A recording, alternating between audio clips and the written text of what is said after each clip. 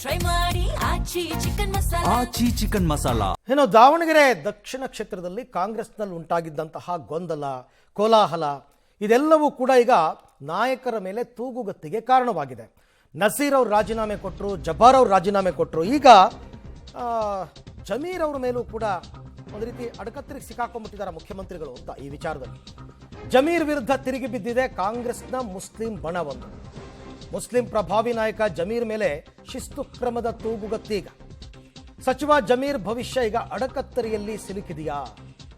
ಹೈಕಮಾಂಡ್ಗೆ ಸಲ್ಲಿಕೆ ಆಯ್ತಾ? ಎರಡೆರಡು ರಿಪೋರ್ಟ್ಗಳು. ಒಂದು ಸುರ್ಜೇವಾಲಾ ಕೊಟ್ಟಿದ್ರು, ದಾವಣಗೆರೆ ಬೈ ಎಲೆಕ್ಷನ್ನಲ್ಲಿ ಪಕ್ಷ ವಿರೋಧಿ ಚಟುವಟಿಕೆ ಅಂದರೆ ಪ್ರಚಾರಕ್ಕೆ ಬರಲಿಲ್ಲ, ಅಸಮಾಧಾನಗೊಂಡಂತಹ ಅಲ್ಪಸಂಖ್ಯಾತರ ಮನವೊಲಿಕೆಯನ್ನ ಮಾಡಲಿಲ್ಲ, ಸುಮ್ಮನೆ ಬಂದಂಗೆ ಬಂದರು ವಾಪಸ್ ಹೋದರು.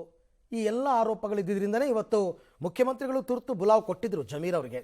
ಅವರು ಕೂಡ ಬಂದು ಮುಖ್ಯಮಂತ್ರಿಗಳು ಭೇಟಿಯಾದರು. ಬಟ್ ಮಾತುಕತೆ ಅಪೂರ್ಣ ಆಗಿದೆ.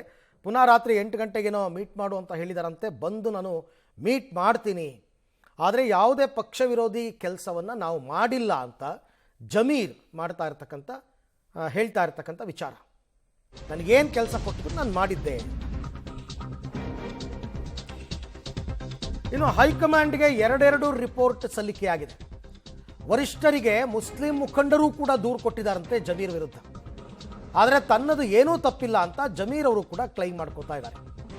ದಾವಣಗೆರೆಯಲ್ಲಿ ಯಾವುದೇ ಕಾರಣಕ್ಕೂ ಪಕ್ಷ ವಿರೋಧಿ ಕೆಲಸ ಮಾಡಿಲ್ಲ ನಾನು, ನನ್ನ ಮೇಲಿನ ಆರೋಪಗಳು ನಿರಾಧಾರ, ಸತ್ಯಕ್ಕೆ ದೂರವಾದದ್ದು, ಪಕ್ಷದಲ್ಲಿ ನನ್ನ ವಿರುದ್ಧ ಷಡ್ಯಂತ್ರ ಹೆಣೆಯಲಾಗ್ತಾ ಇದೆ ಅಂತ ಕೌಂಟರ್ ಕೊಟ್ಟಿದ್ದಾರೆ ಜಮೀರ್.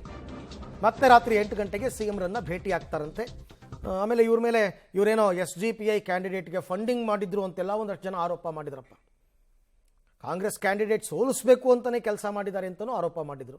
ಅವೆಲ್ಲ ಸುಳ್ಳು ಅಂತ ಜಮೀರ್ ಅವರ ಹೇಳಿಕೆ. ಈ ಎಲ್ಲ ವಿಚಾರಕ್ಕೆ ಸಂಬಂಧಪಟ್ಟಂತೆ ಮತ್ತಷ್ಟು ಮಾಹಿತಿ ನನ್ನ ಕೊಲೀಗ್ ಸುಖೇಶ್ ಅವರಿಂದ ಪಡ್ಕೊಳ್ಳೋಣ. ಸುಖೇಶ್, ಈಗ ದಾವಣಗೆರೆ ವಿಚಾರದಲ್ಲಿ ಜಬ್ಬಾರ್ ಅವ್ರದ್ದು ಆಯಿತು ತಲೆದಂಡ, ನಾಸಿರ್ ಅವರು ರಾಜೀನಾಮೆ ಕೊಟ್ಟರು. ಈಗ ಜಮೀರ್ ಅವ್ರ ಮೇಲೂ ಕೂಡ ಏನಾದರೂ ಕ್ರಮಗಳಾಗುತ್ತಾ ಅಥವಾ ಕೇವಲ ಎಚ್ಚರಿಕೆಯನ್ನ ಕೊಟ್ಟು ಕಳಿಸ್ತಾರಾ? ಏನಾಗಬಹುದು ಅಂತ ಮುಂದೆ? ಅರವಿಂದ್, ಆಗ ನೋಡೋಕೋದ್ರೆ ಜಮೀರ್ ಅವರಿಗೆ ಒಂದು ಎಚ್ಚರಿಕೆಯನ್ನು ಕೊಡುವಂತ ಕೆಲಸವನ್ನು ಮಾಡಬಹುದು. ಯಾಕಂದ್ರೆ ಮುಖ್ಯಮಂತ್ರಿಗಳನ್ನ ಭೇಟಿ ಆದ್ರೂ ಕಡೆ 10 ನಿಮಿಷ ಸಮಯ ಇತ್ತು, ಅವರು ಬೇರೆ ಕಾರ್ಯಕ್ರಮ ಕೊಡಬೇಕಿತ್ತು. ಆ ಸಂದರ್ಭದಲ್ಲಿ ಭೇಟಿಯಾಗಿದ್ರು.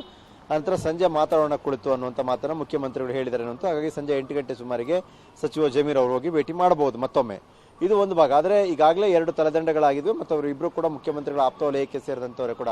ಜಬ್ಬರ್ ಅವರು ಇರ್ಬೋದು ಅಥವಾ ನಸೀರ್ ಅಹಮದ್ ಅವರು ಇರ್ಬೋದು, ಇಬ್ಬರಿಗೂ ಕೂಡ ಈಗಾಗಲೇ ಒಂದು ರೀತಿಯ ತಲೆದಂಡದ ಶಿಕ್ಷೆ ಆಗಿರೋದ್ರಿಂದ ಪಕ್ಷ ವಿರೋಧ ಚಟುವಟಿಕೆ. ಅದೇ ಒಂದು ಫಾರ್ಮುಲಾ ಸಚಿವ ಜಮೀರ್ ಅವರ ವಿಚಾರದಲ್ಲೂ ಅಪ್ಲೈ ಆಗುತ್ತೆ ಅನ್ನೋದು ಪ್ರಶ್ನೆ. ಹಾಗೆ ಅವ್ರ ವಿಚಾರದಲ್ಲಿ ಅಪ್ಲೈ ಆಗುತ್ತೆ ಅಂದರೆ ಯಾವ ರೀತಿ ಅನ್ನೋದು ಕೂಡ ಪ್ರಶ್ನೆ ಆಗುತ್ತೆ. ಅಂದರೆ ಅವ್ರನ್ನ ತಕ್ಷಣಕ್ಕೆ ಏನು ಕ್ರಮ ಇಲ್ಲದಿದ್ದರೆ, ಯಾಕಂದರೆ ಇನ್ನೊಂದು ತಿಂಗಳಲ್ಲಿ ಸಚಿವ ಸಂಪುಟ ಪುನರ್ರಚನೆಯೋ ಅಥವಾ ಪವರ್ ಶೇರಿಂಗ್ ವಿಚಾರದಲ್ಲಿ ಒಂದು ಕ್ಲಾರಿಟಿಯೋ ಏನೋ ಒಂದು ಆಗಬಹುದು ಅನ್ನುವಂಥ ಲೆಕ್ಕಾಚಾರ ಇದೆ. ಆಗ ಅದರ ಪರಿಣಾಮ ಬೀರಬಹುದು ಅಂತ ಕೂಡ ಹೇಳಲಾಗ್ತಾ ಇದೆ. ಆದರೆ ಪಕ್ಷ ವಿರೋಧ ಚಟುವಟಿಕೆಯನ್ನು ಮಾಡಿದರೆ ಎನ್ನುವಂಥ ಏನು AICC ಕಾರ್ಯದರ್ಶಿಗಳೇ ಕೊಟ್ಟಿರುವಂಥ ಅಥವಾ ರಾಜ್ಯ ಕಾಂಗ್ರೆಸ್ನ ಉಸ್ತುವಾರಿಗಳೇ ಕೊಟ್ಟಿರುವಂಥ ವರದಿ ಏನಿದೆ, ಅದರಲ್ಲಿ ಇವರೆಲ್ಲರ ಹೆಸರುಗಳು ಪ್ರಸ್ತಾಪಿಸಿರೋದ್ರಿಂದ ಮುಖ್ಯಮಂತ್ರಿಗಳು ಕೂಡ ಜಮೀರ್ ಅವ್ರನ್ನ ಕೂಡ ಕರೆದು ಮಾತಾಡಲಿಕ್ಕೆ ಮುಂದಾಗಿರುವಂಥದ್ದು ಮತ್ತು ರಾತ್ರಿ ಕೂಡ ಈ ಸಂಬಂಧ ಒಂದು ಮಾತುಕತೆ ಕೂಡ ನಡೆಯುತ್ತೆ. ಅರವಿಂದ್, ರೈಟ್, ಥ್ಯಾಂಕ್ ಯು ತಮ್ಮೆಲ್ಲ ಮಾಹಿತಿಗೆ ಸುಖೇಶ್. ನೋಡೋಣ, ಈ ಸಂದರ್ಭದಲ್ಲಿ ಅಲ್ಪಸಂಖ್ಯಾತ ನಾಯಕನ ವಿರುದ್ಧ, ಅದರಲ್ಲೂ ಪ್ರಭಾವಿ ನಾಯಕನ ವಿರುದ್ಧ ಹೈಕಮಾಂಡ್ ಕ್ರಮ ತಗೊಂಡ್ಬಿಡುತ್ತಾ? ಜಬ್ಬಾರ್ ಮತ್ತು ನಾಸಿರ್ ಅವರ ವಿಚಾರದಲ್ಲಿ ತಗೊಂಡಂಗೆ ಇಲ್ಲೂ ತಗೊಳುತ್ತಾ? ಏನಾದರೂ ಆಗಬಹುದು. ಹೈಕಮಾಂಡ್ನಿಂದ ಏನಾದರೂ ಸಂದೇಶ ಬಂದಿರ್ಬೋದು. ಅದಕ್ಕೋಸ್ಕರನೇ ಮುಖ್ಯಮಂತ್ರಿಗಳು ಕರೆಸಿರೋದು.